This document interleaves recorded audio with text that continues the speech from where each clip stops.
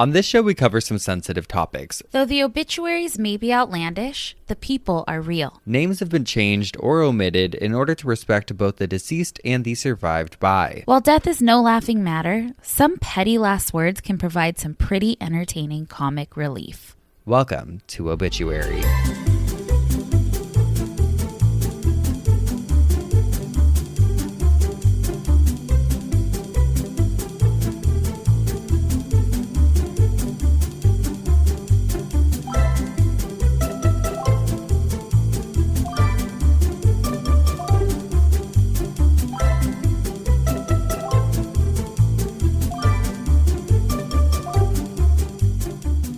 Welcome back to Obituary. I'm Spencer Henry. And I'm Madison Reyes. How is it going, everybody? Happy Thursday. Happy Thursday. What a glorious, beautiful day it is. Glory be to the day. This is a great day. My voice already feels shot because we were just jamming. Screaming. Absolutely jamming. Yeah. I tried to do like a sneak video of Spencer playing guitar, but he caught me. But he just is a great guitar player, and Thank you. I wish you guys could all see it, but you know. Maybe Patreon one day. Yeah, Maybe behind a paywall. Hey, make some money off of it, honey. Yeah, come on. I'll be busking at that point. What's busking? You know when they're on the street and they play music for money. Oh, that's called busking? Mm-hmm. Oh, great. You learn something new every day. Yes. Obituary, where you may not learn anything real, but you'll learn something. Boom, boom, bing, bong, boom.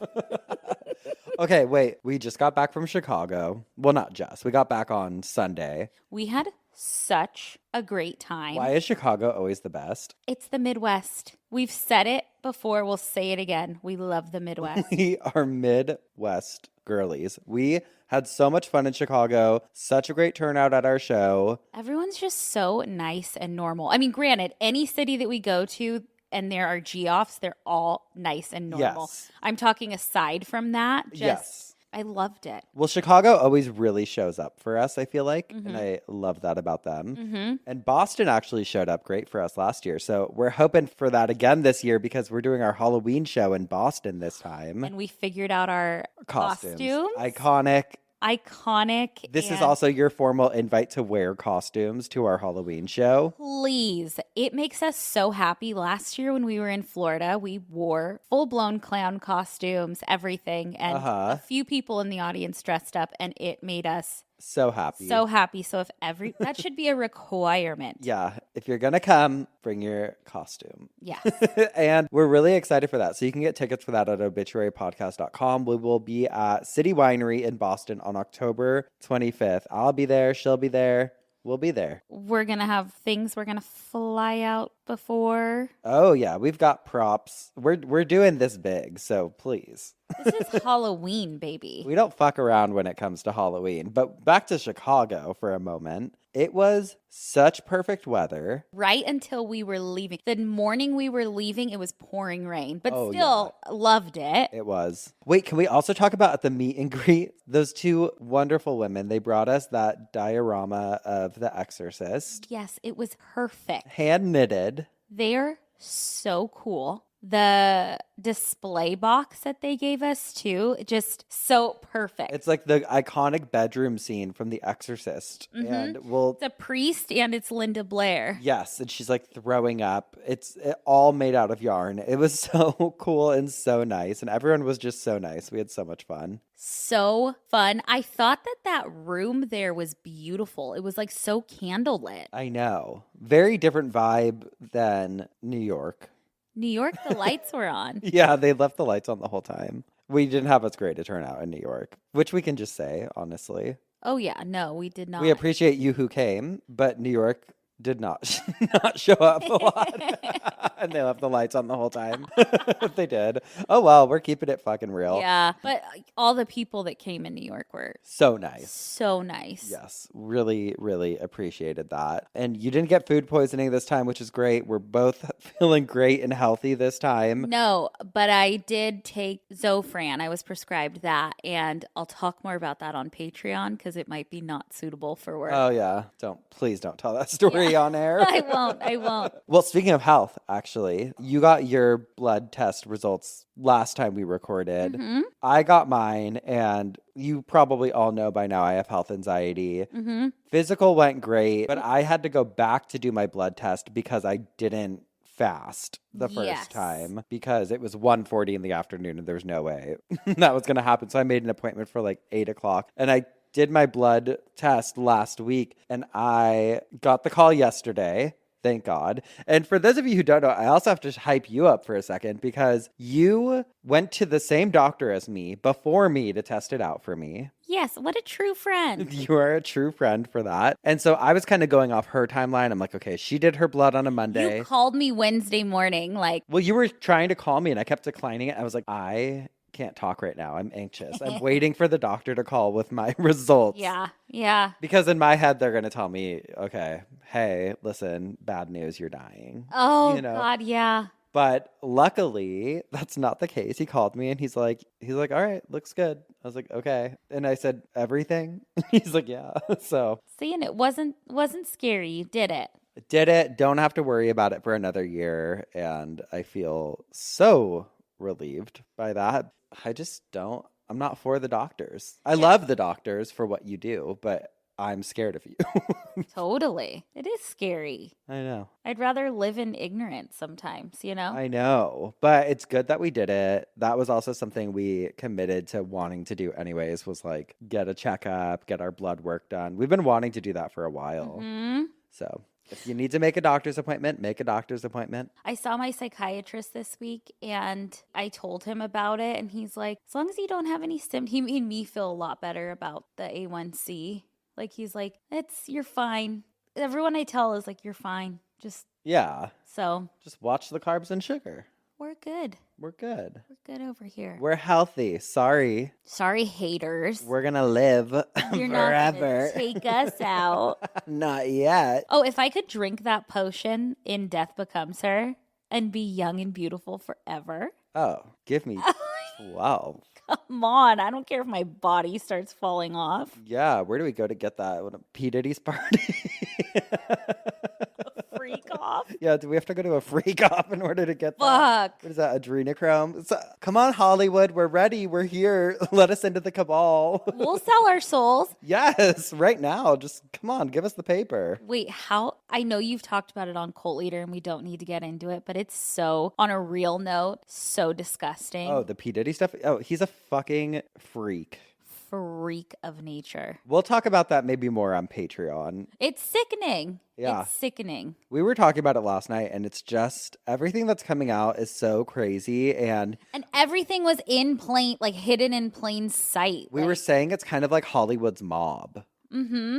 Freaky. Because as much as I hate some of the things people say about Hollywood, there's conspiracy things and it's okay, but then when shit starts popping off, you're like, wait a second. Some shit is true. There is definitely an evil underbelly to it all, but we haven't been let in yet.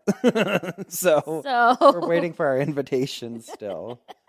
I'll be fucking posing with my hands in a triangle in a second. I don't care. Oh, I've got a thing over my eye. What's up, everybody? We'll do it. Illuminati, call us. Come on, girls. Come on. It's hard out here. Interest rates. Oh my grocery God. Grocery stores. Oh, inflation. Everything's going up. Just let us give you our souls, please. Girl. Cut to next week. We're like stars. Ooh, you heard it here first. That'd be cool. Oh my God, that would start a whole new conspiracy theory. Okay, I want to get into business. So I'm going to start us off with some assholes. Let's do it. Because my first one has to do with, thank you for the remix. I don't know where that. Do it twice. I was sitting here thinking that. I'm like, what? Why'd you do it twice? I don't know. I malfunctioned. She's breaking it. They're working their way in already. I'm a reptilian, honey. I knew it. I seen them eyes looking at me from the side, and I said, that is a reptilian if I've seen one in the flesh. You and Hillary. Oh, God. Okay, wait. Assholes. So the first one is related to travel because you'll remember this. When we were getting off the plane, we were the last two that we're allowed to bring our bags onto the plane, but they We- put them 40 rows behind us. We were on a 777. Those are the big dogs. The Yeah. 3-4-3 seating. Yes. And so our bags were way behind us. So Madison and I we were like, we're not going to be assholes. So we're just going to wait for everyone to get off the plane. And We then we'll said go get our goodbye to bags. everyone. Yeah. We were like, thank you. Goodbye. Thank you. Goodbye. I think I have a video of it. But this says, am I the asshole for apparently not following plane etiquette? Yes. You're already on our bad side. Okay, so recently I came home from a month-long work trip. I live in Georgia, but I've been in Oklahoma for the last month, away from my friends and family. On the day of my plane ride home, I got to the airport and decided I had no use for the carry-on bag that I had dealt with on the trip to Oklahoma, so I decided to check it along with my previously checked bag. That way, all I would have to deal with was my computer backpack and not have to drag a carry-on around with me since I had a layover of about 2 hours, and I thought if I have no carry-on, hopefully I can get off the plane quicker. I have an aisle seat on the plane, and as soon as we land at my final destination in Georgia, I already have the armrest up, flipped, so I can get up quicker. When the seatbelt light goes off, I jump out of my seat quickly and go up the aisle as fast as I can, since I was in the second to last row of the plane. I walked past a lot of people. Each row on the plane was 6 seats with the aisle going down the middle. I got over halfway towards the front before I ran into a line of other people waiting to exit. As I moved up the aisle, I rushed past a guy who was just starting to get up, and I said, "Excuse me." I didn't touch him or bump him at all, but he got angry and told me I was being rude as fuck by doing what I did and not following etiquette. I was about 12 rows from where he was to where I ended up stopping to wait. So in my mind, I skipped waiting on 36 people. I waited patiently as the few people I got stopped behind all waited and let row after row of people go, and I watched as they all fiddled with their bags after getting them out of the overhead compartment. Yeah, it annoyed me to wait, but I never said a word. I was just happy I skipped waiting on over half the plane. Clueless.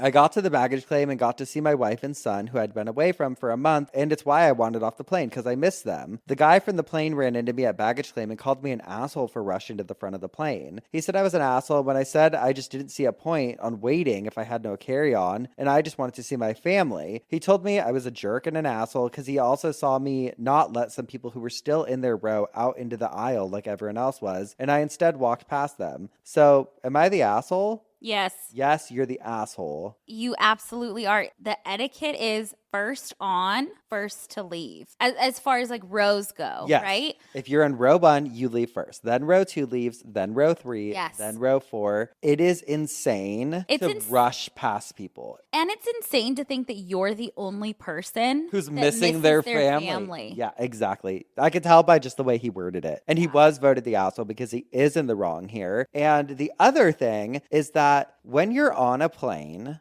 you do not need to stand up and jump into the aisle the second the seatbelt sign goes off. No. Because there are rows in front of you that need to get up first. You're blocking the aisle. When I'm sitting there, because I always book an aisle seat. Mm-hmm. If I'm sitting there in my aisle seat and the person from 3 rows behind me is like standing up with their bag right outside of me, I'm like, I will gladly stand up and push you back, or not physically push you back. I will make it known, like, You're not fucking going in front of me. The sooner we all get hip to the rules, the unspoken rules or whatever, the quicker the whole process will be. Fully. If everybody just single file, okay, left side goes, right side goes, then the next aisle, left side, right side. It's like merging in traffic. It's also like when I was younger, a teenager, and got my license, I was speeding. I was speeding around, zipping around fast. I would get speeding tickets. And every time I had to do traffic school, they're like, you don't get to your destination any quicker by speeding, maybe 30 seconds quicker. Like, truly, there's no point. I disagree. Speed it up. Let's go. No, but I know what you're saying. But yeah, it's obnoxious, and airport etiquette is row by row by row by row. Don't be an asshole. You don't, just because you don't have a bag doesn't mean you get to just zoom past me. If I saw someone doing that, I would hope, in my head, this is honest, I'd be sitting there and I'd be like, I hope they trip. Yeah. Also, do not hawk loogies into an airport trash can. Remember that man? That day, we kept seeing people do it. But not only that, can we talk about the lady that like tried to crawl over you to get out on one of the recent flights? We did have a lady like that. Yeah. I don't remember where we were or where we were going. But again, and if you're exiting a plane route, it goes aisle, middle, window. Uh-huh. That's just how it goes. I don't know why that's confusing for If people. that's a problem for you, book it so early so that you get a seat up front. You get 1A. You get 1A. Yeah, because it's just wild. Annoying. I hate that. Definitely the asshole. Okay, the second one says, am I the asshole for insisting my uncle's partner not be called his friend in the obituary? Okay. My great uncle Felix died recently. He was a wonderful man who everyone loved, especially his big southern family. In his early 20s, he met his lifelong partner, Walt, and they moved from the South to New York City, where they lived together for over 60 years. His New York City friends became another family. When I moved to New York City, I spent a lot of time with him and Walt. They were getting old, and Walt was sick. I watched him die over the course of a year. Though I never saw my uncle Felix break down, classic southern male stoicism, he was never the same. Felix eventually decided to move back south, and it was heartbreaking to see him leave his home of over 60 years. Anytime I called, he said he missed New York and regretted leaving a lot, but my family took great care of him and visited constantly. He made friends at his nursing home, though I'm pretty sure he never told them about Walt. Cue COVID, we were barred from visits. Felix became depressed, saying he had nothing to live for. We tried talking through windows, giving him a laptop for Skype. We were planning to move him to my parents' house, but it was too late. He died. Everyone was devastated. Between that, his estate, which has gotten messy, and clearing his apartment, my family is stressed to the max. My mom and I worked on his obituary. We read it to the family and there's only been one issue. I wanted to refer to Walt as his partner, but we settled on lifelong companion. Companion is what Felix referred to Walt as, but he never discussed their relationship with the family. It was a very don't ask, don't tell situation. He was a bit more open with me because I was in New York City, and I'm positive he was very open with his New York friends, many of whom were also LGBTQ. On the way to Felix's apartment to pack up, my mom told me her brother had called and said he didn't feel comfortable with companion, and they decided to change it to lifelong friend. We argued. My mom was pissed because she's already frazzled, and she said his friends at the nursing home don't know. He never talked about it. Why should we? And we don't even know for sure he was gay. It hurt to hear someone I love so much say that. I walked home crying. I know my uncle was private with his Southern Baptist family and his new friends, but he spent most of his life in New York City with friends who accepted him. My mom had planned to send them the obituary, but I'm sure reading that Walt and Felix were friends would break their hearts. My mom says it's not my place to out Felix, but for God's sake, Felix and Walt are being buried in the same grave. Walt is listed in the same spot as a spouse in the obituary. Friend isn't going to fool anyone. I feel this is more about my family's discomfort. They loved Felix and Walt, but prefer to sweep things under the rug. I just want to do right by my uncle, but I can see where my family's coming from. It's not my place to out him. None of us know what he wanted. We're all upset and unsure if we should publish the obituary at all. My initial response is fight for saying partner. But then when you say he may not be out, like, I don't know. Well, I think either way it's fucked up to the whole thing that he had to kind of be in the closet with his family. Yeah. I think he probably wouldn't care at He probably this would point, want right? it out. Like, I loved Yeah. this person. I'd probably just want it out there. Yeah. Yeah. That's so Or at least settle on lifelong companion if you have to say something. But yeah. friend, I feel like, is minimizing That's their minimizing. relationship. Yes. It's a tricky one, though. I know. Not an asshole, though, for... No, this person's intentions seem really pure and good. 100% I agree. Oh, it's the old school, I guess mentality, or that like close-minded. Yeah. I hate it. Hate it. All right. Well, I have a little listener email, Spence, that I want to read. I must say your episode titled, no, I refuse to say that title, but it's episode 166 was your best episode ever. Oh. I'm sharing this picture with you because I have my very own wind phone.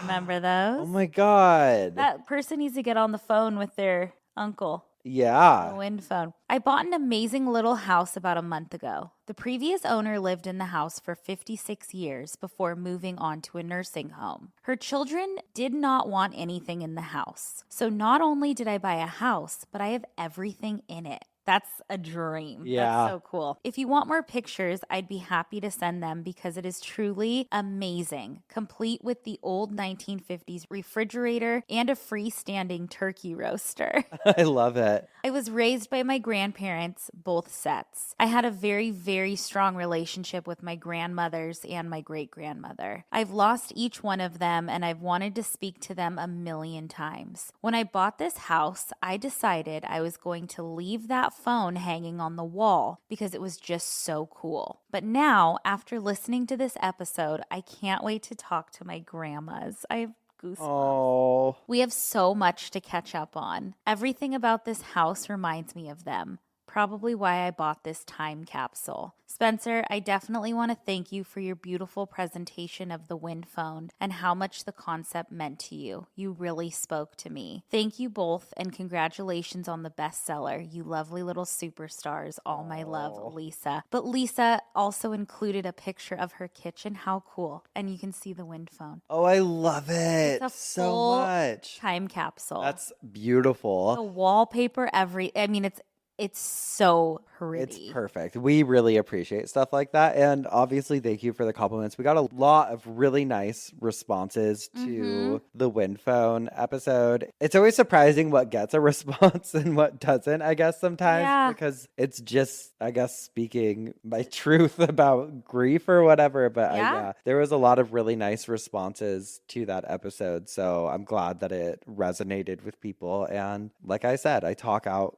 loud all the time at home or in the car or whatever, just to fill in things. And right, the concept of a Wind Phone is so cool. Probably one of my favorite things we've talked about.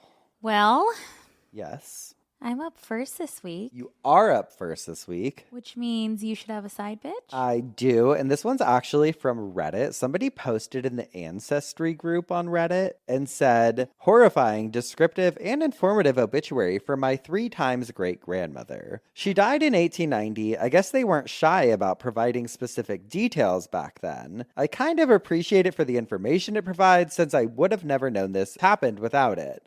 Poor Prudence. Has anyone seen one similar to this? And they included the clipping. And it reads, Mrs. Prudence Hanson, aged 64, widow of the late Robert Hanson, was fatally burned on Monday evening of last week at her home in Bern Township, this county, by her dress catching fire at the grate. Her cries brought her son, F.W. Hanson, and his wife to her aid, but her clothing was already enveloped in flames and her body and limbs burned to a crisp. The unfortunate woman lingered in intense agony until the following morning, when death came to her relief. God, that's Jesus. terrible. I know, but they really did fucking tell you everything. Yeah. You know, I've set up like a family tree on Ancestry recently and have found like a ton of cool stuff. But if I stumbled across an obituary like that for like a family member, it's crazy. It's crazy. I wish I would. I got nothing exciting in mine. I know, same. I always get like those little alerts, like you have a new hint on your family tree. Yes. And I'm like, oh, another birth certificate? Okay. Give me a break. Tell me when someone did something crazy. It's all going to be me. Oh, God. All right. Well, we're going to take a quick break. And when we come back, we'll hear what had you spinning in your coffin this week. Alrighty. We'll be right back. And we're back. What had you spinning in your coffin this week? Okay, Geoffs, Halloween is right around the corner. So this week I thought I could talk about a haunted house. And not like an actual haunted house, but like one of those haunts that you visit around this time of year. Spence, we have our tickets for Universal Horror Nights already. Oh, yes, we do. We literally can't wait. But there is one famous haunted house that is no longer in service that had a very unusual way of doing things, and my jaw dropped when I read this story. So we gotta talk about it. But before we get into that story, you know that I need to give a little history on a Halloween haunted attraction. Yes. And I'm just gonna do it. Let's do it. Okay, so haunted house amusements have a history that trace back, not surprisingly, to 19th century London. They obviously didn't have like theme parks with haunted maze attractions at the time. Right. But they did their best with what they had. And honestly, it seems scarier than what we have today. So I bet. Sorry, not to cut you off, but even the old Halloween costumes, the my God. masks are terrifying from like the 50s. Everything. But so scary. Every year on Halloween, I post the Kennedys, the picture of his kids in the Oval Office. It's so cool. We have a whole episode on Madame Tussauds and her death masks that I encourage you to go listen because I think it's one of my favorite episodes, just like how that came to be. But she set up her death mask exhibits of decapitated famous people in the 1800s and called them the Chamber of Horrors. And so people would go and visit her exhibits out of curiosity, I'm sure, but also to kind of get that like fun, scared feeling because it was crazy. A real death mask. There was also this theater in Paris known as Le Théâtre du Grand Guignol. This is translated to mean the theater of the great puppet, and it's fucking wild. This theater was founded in 1897 in an old chapel, and it was a very small theater. It had less than 300 seats, but this place packed a fucking punch, Spencer. It was, first of all, beautiful because it was an old chapel and had beautiful Gothic architecture and like sculpted angels on the ceilings and like that CVS in New York. Yeah, exactly. And it even still held like the confessional boxes. So it was beautiful. But this theater specialized in horror. And this is in the 1800s. Ooh, I love that. And the staff judged how well the show went by how many people passed out. According to theaterinparis.com, it says, quote, "The shows presented on its stage were notoriously graphic, often drawing from crime reports in the newspaper. The stories remained anchored in reality, rather than venturing into the realm of the supernatural. Through the combination of novel special effects and traditional staging techniques, the Grand Guignol held a haunting mirror to the darker side of humanity, telling tales of truthful terrors. Doctors were employed at every performance, partly as publicity and partly due to the occasional fainting or vomiting viewer. Oh. Rumors claimed the theater had 2 swoonings per night. On one occasion, one of these was reported to be the very doctor intended to care for other squeamish patrons. More boisterous spectators are said to have been so vocally opposed to the action that the actors broke character to quiet them. Audiences were captivated. The intimate nature of the small venue meant they could see with perfect clarity the ghastly special effects for which the theater was renowned. Eye gouging, decapitation, and even flaying made their way across the stage." And I just love the image of this. I feel like it's human nature to kind of want to feel that scared, like frightful feeling. Yeah. I mean, that's why we buy tickets for horror nights and shit. Totally. But also, I feel like because this didn't have any supernatural element to it, it blurred the lines between like, is this real? Like, yeah. what? I just love it. But the theater closed down in 1962. However, there are a few theaters around that still put on like the Grand Guignol inspired shows. And I would love to go see that. Yeah. But I found on their Wikipedia page a couple of the synopses of some of the plays. And so one is called Le Laboratoire des Hallucinations. And it says, when a doctor finds his wife's lover in his operating room, he performs a graphic brain surgery, rendering the adulterer a hallucinating semi-zombie. Now insane, the lover/patient hammers a chisel into the doctor's brain. Oh. There's another one. 2 hags in an insane asylum use scissors to blind a pretty young fellow inmate out of jealousy. Oh my God, absolutely us. If we were in an insane asylum together and there was a prettier person. They're You're getting the scissors. Scissors to the face, man. Scissors meet timbers. Oh, man. And then there's another one about a nanny strangling the children in her care. And then another one, a young woman visits the man whose face she horribly disfigured with acid, and he obtains his revenge.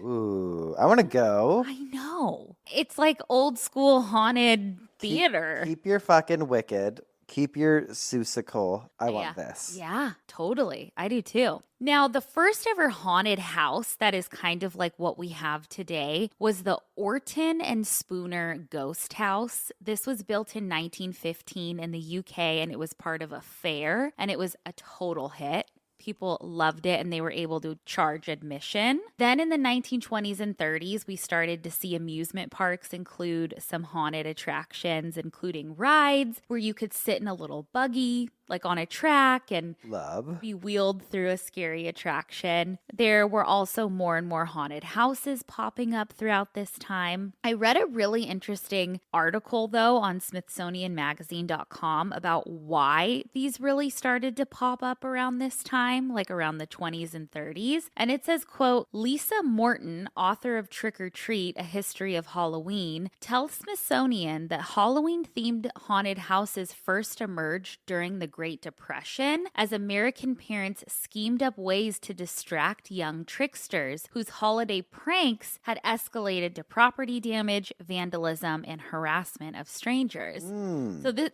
haunted houses were parents fighting back. Okay. It goes on to say they came in about the same time as Trick or Treat did. Cities looked for ways to buy these kids off, essentially. Those first haunted houses were very primitive. Groups of families would decorate their basements and hold house-to-house parties. Kids could spook themselves by traveling from basement to basement and experiencing different scary scenes. This 1937 party pamphlet describes how parents could also design trails of terror to spook their children. The effects may seem familiar to anyone who has ever been disappointed by a subpar scare. And it says, in this 1937 pamphlet, it says, an outside entrance leads to a rendezvous with ghosts and witches in the cellar or attic. Hang old fur, strips of raw liver on walls, where one feels his way to dark steps. Weird moans and howls come from dark corners. Damp sponges and hairnets hung from the ceiling touch his face. Doorways are blockaded so that guests must crawl through a long dark tunnel. At the end, he hears a plaintive meow and sees a black cardboard cat outlined in luminous paint. So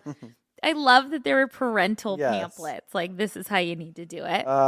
Then in 1969, we saw Walt Disney open the Haunted Mansion at Disneyland, and it became incredibly mainstream, a haunted house. Yes. With the success of that, there were the Christian hell houses, which I'm not going to get into. I will send you over to Cult Leader for that. Oh my God, hell houses are wild. Yeah, so if you haven't watched a documentary, I think it's called Hell House Inc. or something. It's so good. Oh, yeah.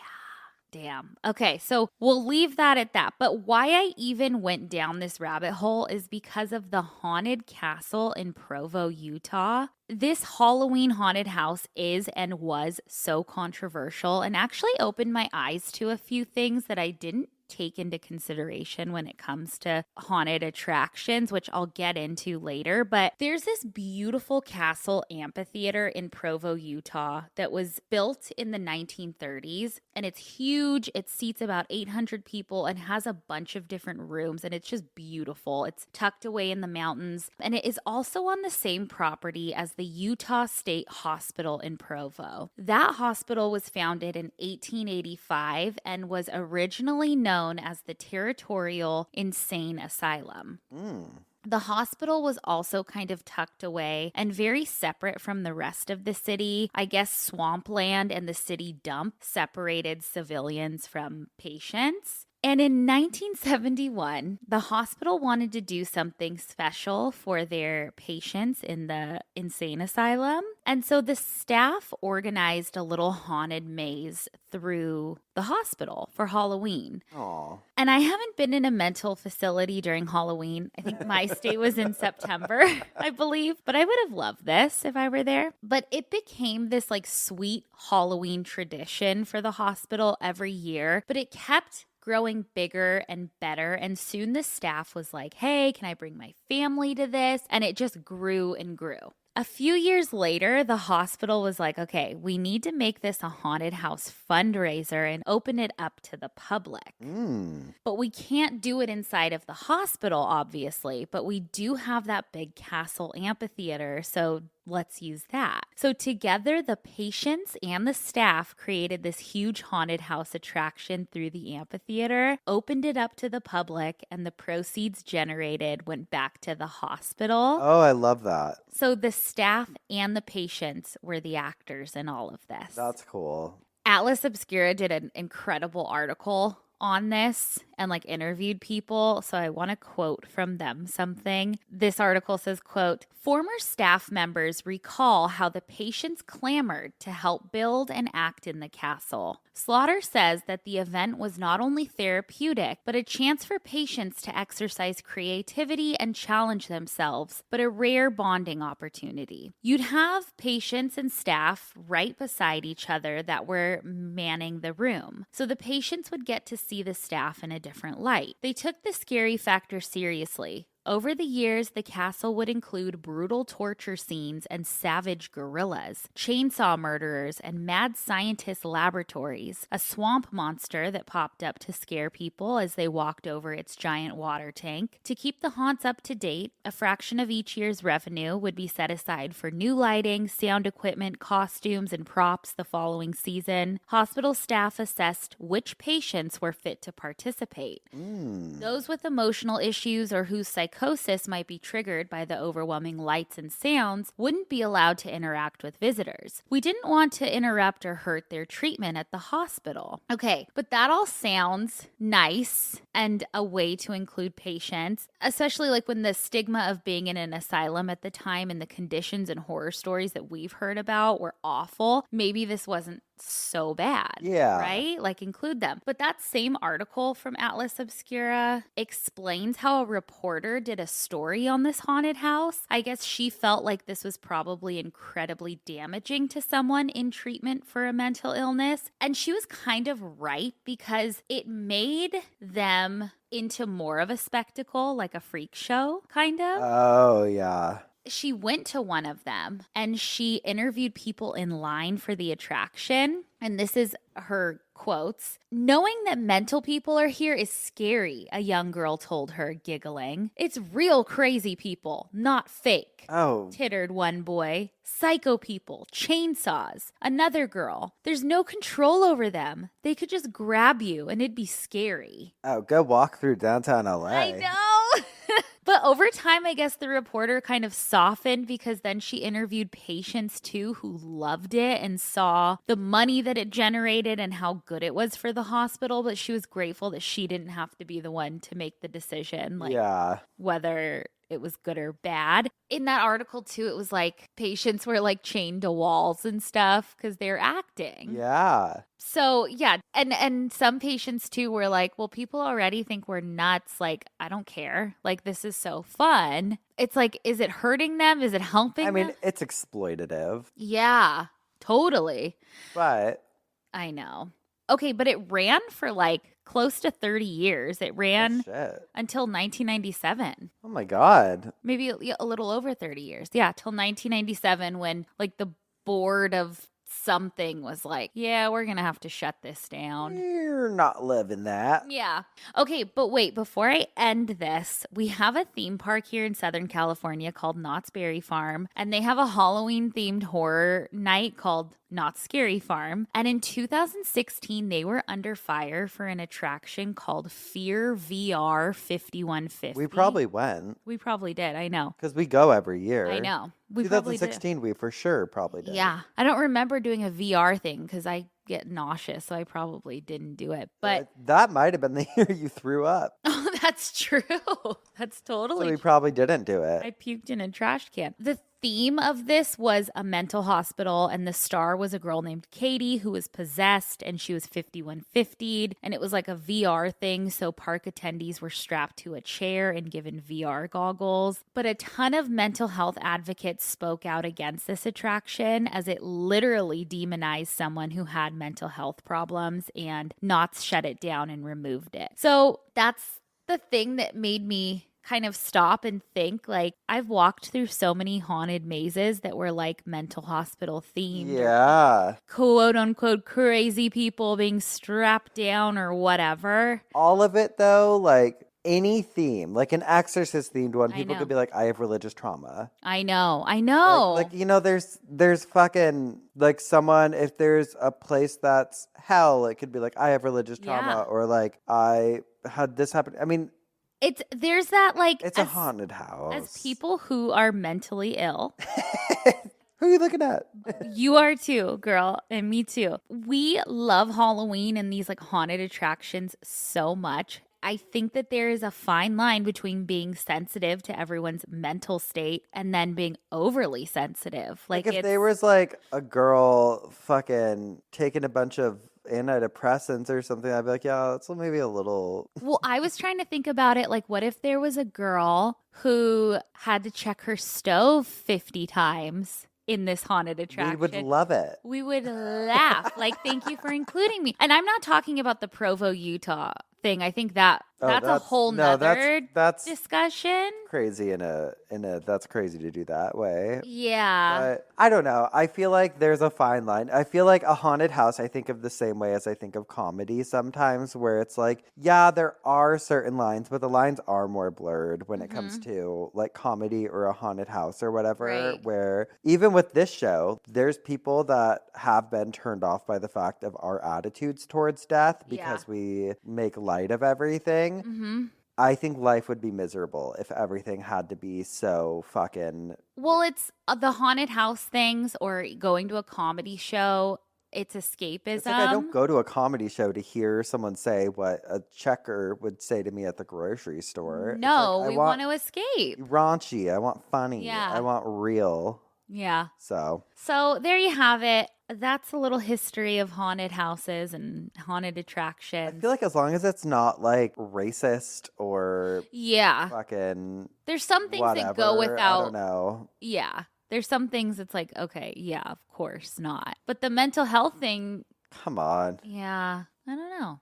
Yeah, interesting. Very interesting. Well, I'm excited to go to the haunted houses. We'll tell you what we see this year. I'll go to any haunted house. I love it. Yes. I love it. I actually remember when I was in, I feel like maybe Vermont or New Hampshire 2 years ago, we were in one of the cool towns and they had this cool old church and they were doing a haunted house at one of them. And we didn't have time because I think we were driving to Salem, but I was like, I want to go. Fun. There's a haunted car wash close by. Oh, yeah. I want to go too. Yeah, they'll do a haunted house out of anything. Uh-huh. Alrighty. Well, we're going to take a quick break and we'll be back to haunt you in just a moment. We'll be right back. And we're back. Spencer, what had you spinning in your coffin this week? Well, I am actually really excited because way back when in episode 21, I did a coffin spinner on euthanasia devices, and it's where I first introduced the concept of the Sarco pod. Yes, I remember that. A quick refresher for those of you who might not, Philip Nietzsche was another pioneer in the world of assisted suicide who invented quite a few devices. The deliverance machine, which was a laptop connected to an IV. Remember this? It would ask the patient a bunch of questions, and if they confirmed it that they wanted to die, then a lethal injection would be triggered into their body via the attached IV. Well, in 2017, he designed the Sarco device, and it was this 3D printed suicide capsule, is how it's been described. Quote, the Sarco would contain a touchpad and nitrogen, and once an activation code is entered, the person is again asked if they wish to die. An affirmative answer causes nitrogen to flow into the capsule, displacing oxygen, and death follows shortly thereafter. The Sarco machine cannot be printed on small 3D printers. It offers a euphoric death. Well, the Sarcopod has been all over the news this past week because a 64-year-old woman from the U.S. actually went to Switzerland and became, I believe, the first user of the machine. What? From the Associated Press, quote, Geneva, police in northern Switzerland said Tuesday that several people have been detained and a criminal case has been opened in connection with the suspected death of a person in a quote-unquote suicide capsule. Oh. The Sarco capsule, which has never been used before, is presumably designed to allow a person sitting in a reclining seat inside to push a button that injects nitrogen gas into the sealed chamber. The person is then supposed to fall asleep and die by suffocation in a few minutes. Exit International, an assisted suicide group based in the Netherlands, said it is behind the 3D printed device that cost over $1 million to develop. Swiss law allows assisted suicide so long as the person takes his or her life with no external assistance, and those who help the person die do not do so for any self-serving motive, according to a government website. The inventor of the Sarcopod, Philip Nietzsche, who I talked about in that early episode, wasn't there for the actual process. But he was there via video, like conference, so he could watch it. He said that the woman had an idyllic, peaceful death in a Swiss forest. The capsule had been used to give her the death she wanted, he added. Wow. But they're running into all these legal problems because I guess the government, they're very finicky, obviously, about how and when and who, what, where. And I guess they had put in a ban on this, I believe on the sarcopod specifically, like to kind of withhold people from doing it until they investigated it further. Okay. But they just went ahead, I guess, and did it anyways. But The Guardian posted about this and said, quote, before stepping into the sarcopod, the woman had made a statement to a lawyer, Fiona Stewart, one of the directors of The Last Resort, who is married to Nishka. In the statement, she confirmed it had been her own wish to die and that she had the support of her 2 sons. The woman said she wanted to die for 2 years after being diagnosed with a serious condition that caused her severe pain. Stewart told Die Volkskrant that the woman had been examined by a psychiatrist beforehand who had deemed her to be mentally fit. Swiss law allows assisted suicide as long as the person takes his or her life with no external assistance, and those who help the person die don't do blah, blah, blah, blah, blah. Same thing as the last article. Well, this led me to discovering suicide bags, which I had never heard of before. I don't think we've discussed them on the show. There's a tie-in here because conceptually the sarcopod act kind of like a suicide bag, sometimes called an exit bag, which is essentially a large drawstring bag that has a cord inserted in it to release gas like helium or nitrogen. Oh, whoa. The use of suicide bags were first recorded in the 1990s, developed by a man named John Hofsis, who was an active supporter and heavily involved in the Right to Die movement. And he actually oversaw in 8 assisted suicides before taking his own life at the age of 77 after being diagnosed with terminal pulmonary fibrosis and prostate cancer. One huge supporter of suicide bags is, surprise, surprise, Philip Nishka.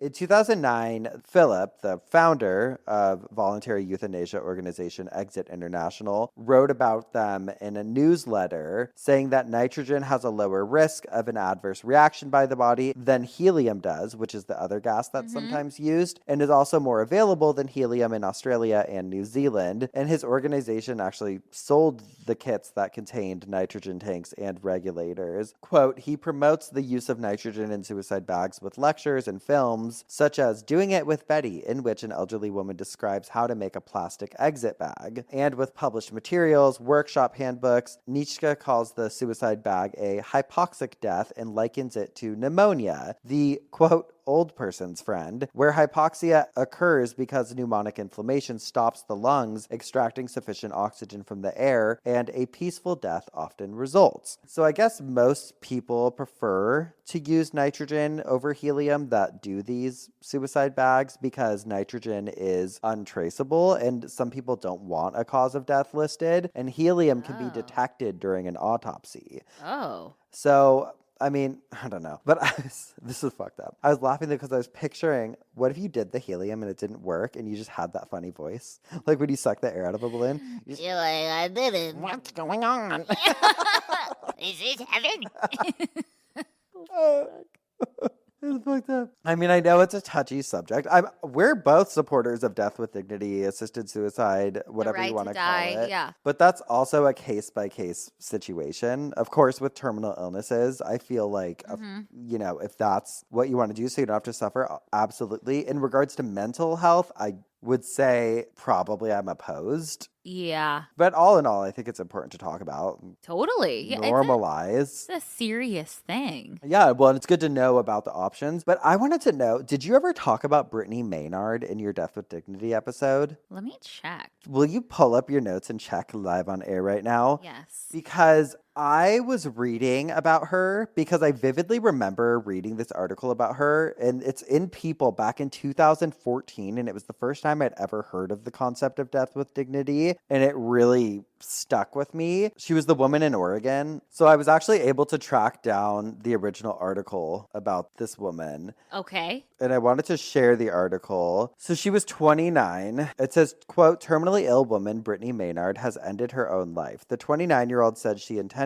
to end her own life on November 1st if her suffering became too great. So this was her here. Beautiful. Beautiful. It says, quote, Brittany Maynard, who became the public face of the controversial Right to Die movement over the last few weeks, ended her own life on Saturday at her home in Portland, Oregon, and she was 29. Quote, goodbye to all my dear friends and family that I love. Today is the day I have chosen to pass away with dignity in the face of terminal illness. This terrible brain cancer that has taken so much from me, but would have taken so much more, she wrote on Facebook. The world is a beautiful place. Travel has been my greatest teacher. My close friends and folks are the greatest caregivers. I even have a ring of support around my bed as I type goodbye, world. Spread good energy, pay it forward. Doctors told Maynard she had 6 months to live last spring after she was diagnosed with a likely stage 4 glioblastoma. She made headlines around the world when she announced she intended to die under Oregon's Death with Dignity Act by taking a fatal dose of barbiturates prescribed to her by a doctor when her suffering became too great. My glioblastoma is going to kill me, and that's out of my control, she told People last month. I've discussed with many experts how I would die from it, and it's a terrible, terrible way to die. So being able to choose to go with dignity is far less terrifying. That was like the main thing I feel like we learned when we talked about death with dignity and the right to die was the amount of control that's taken away from you when you're diagnosed with something like this. And then like being able to have a little control is really, I think, what moves most people. Totally. It says in June, she moved to Oregon with her husband, her mother, and her stepfather so that she could have access to the state's Death with Dignity Act, which allows physicians to prescribe life-ending medication to terminally ill patients. In her final months, she made the most of the time she had left. She went to Alaska, British Columbia, Yellowstone with her loved ones and explored local attractions like Olympic National Park in Washington. On October 21st, her family took a helicopter ride to the Grand Canyon. The following morning, she had the worst seizure so far that she had had. Quote, the seizure was a harsh reminder that my symptoms continue to worsen as my tumor runs its course. Before she died, Maynard asked her husband and her mother if they would carry on the work she started to get Death with Dignity passed in every state. I want to work on the cause, her husband told People last month. I have so much admiration for people that are terminally ill and just fight and fight. They are so dignified and brave. This is a different choice, but it's also brave and dignified. She shared her hopes and dreams for their futures on her final moments upstairs in the home. She shares with her family our neatly wrapped Christmas and birthday gifts for her loved ones for the next year. She made it clear she wants me to live a good life, her husband said. In her second video, Maynard, who is an only child, said she hopes her mother does not break down or suffer from any kind of depression. And as for her husband, I hope he moves on and becomes a father, she said. There's no part of me that wants him to live out the rest of his life just missing his wife. Oh my gosh. What a beautiful soul. I just remember reading that story, and again, I think that was 2014 when that initially went down. And I remember reading it and thinking like, just damn, that's so, like at first, when I first read it, my honest initial reaction was like, what the fuck? That's so crazy. Like, yeah, I can't believe of course. that. But I'm also like, well, yeah, you're faced with this fucking horrible thing. I would do the same. I know. Especially now, knowing everything we know now, if I was diagnosed with a terminal illness, 100% I would want to have control. Yeah, I would fight, but then I would have to get real with myself if things weren't improving. Yeah. Like, well, terminal. Yeah. Oh, yeah. So. Yeah, man.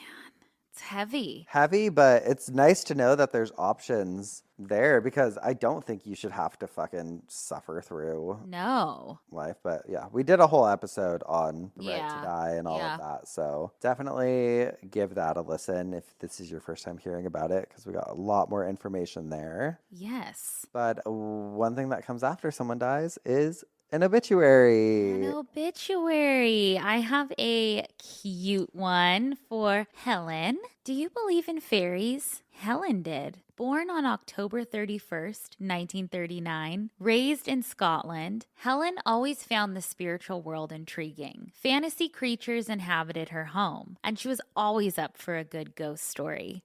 Being born on Halloween, she fancied herself a witch, but her most magical spell was the love she cast on her family. Some of the most fond memories Helen held were of her time spent in nursing training as a young woman in Inverness. She often recalled stories of dancing late into the night and wonderful times with her nursing friends. This lively young woman found the love of her life in Dr. Hugh. A true gentleman, he convinced her to marry him at a train station with flowers in his hand.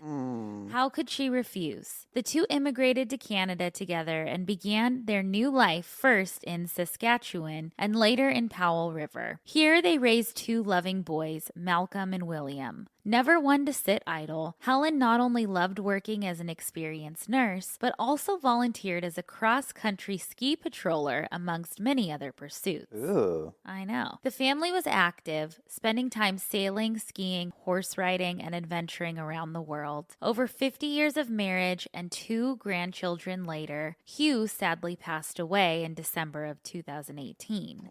Helen continued her busy social life with her adoring dog Coco, often seen at the Powell River Genealogy Club and at various local restaurants and businesses. Not only her family and friends, but also the entire soul of Powell River felt the loss when Helen passed away peacefully on August 24th, 2024. And then it goes into her preceded by and survived by, and it says the family would like to thank the staff at Powell River General Hospital and the Kiwanis Garden Manor for their help and kindness in caring for Helen. Oh, Sweet. I love her that she fancied herself a witch. 100%. Love her. Love a witchy gal. Love it. And who do you got? Well, someone named Crystal DM'd us this one. Okay. And it's for Melville Anderson Maxey. Okay. What a name. What a name. It says, well, it had to happen sooner or later. Now the pigs have flown and the fat lady's sung. My name is M. Anderson Maxey Jr., better known as Andy. And you guessed it, I died at the age of 89.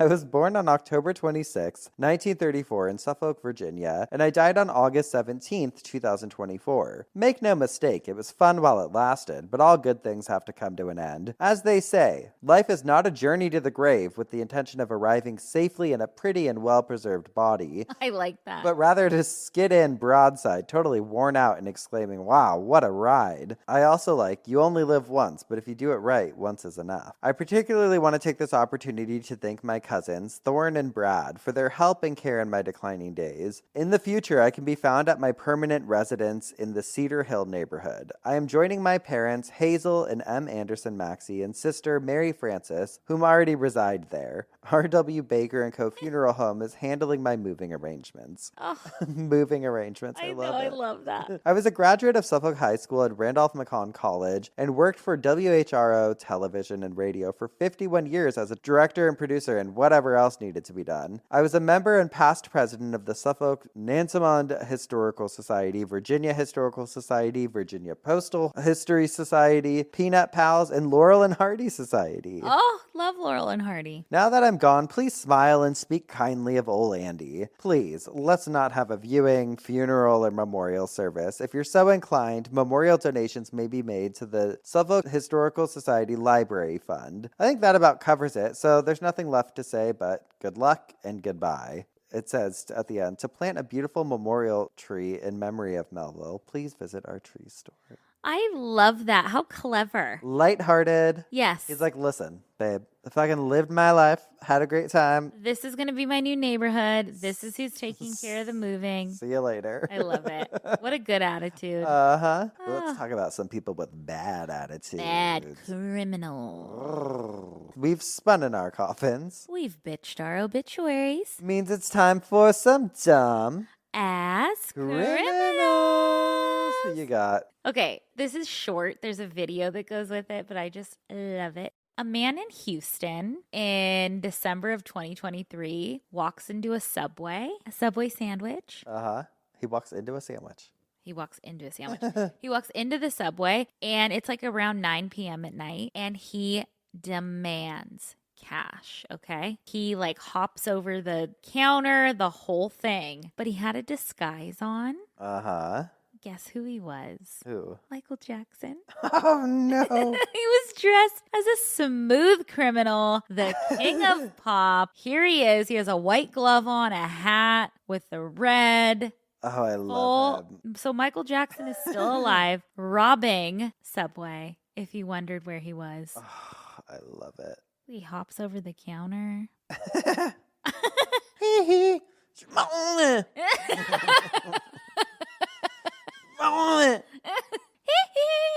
Okay, well, who do you got? Ooh, I have a different one than that. Oh, good. Yeah, not the same one. I have one. This is from NBC4i.com.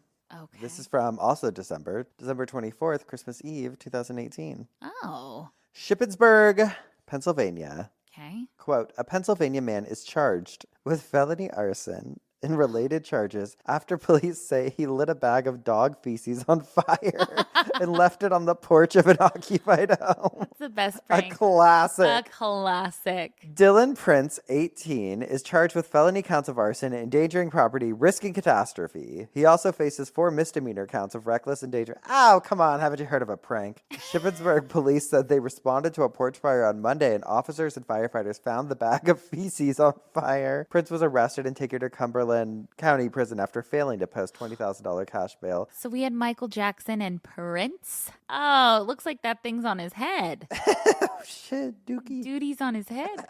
Dookie head.